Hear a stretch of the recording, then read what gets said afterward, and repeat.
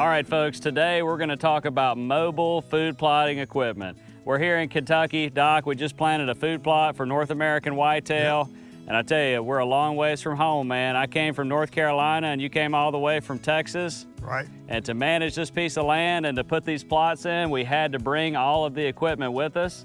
We're dealing with pickup trucks and trailers. And in the last couple of years, we've started to rely on the micro food plots, 3-in-1 planters. We have the Master Series with us today. We have found these pieces of food plotting gear to be critical for us planting food plots this far from home. And you know, Doc, we always try to use the equipment that our readers and our viewers use. We're not dealing with 60 horsepower tractors and $20,000 seed drills. You know, we're trying to plant small food plots just like you guys would be at home. Yeah, that's been our philosophy all along, is we want to do things like you do it. This equipment is incredible.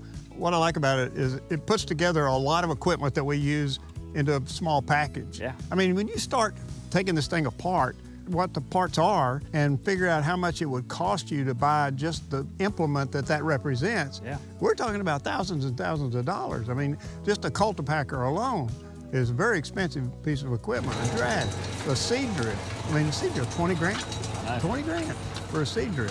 And not only that, but like you said, we can get into small places, which we do a lot of, you know, and we can get it done. And it's tough equipment.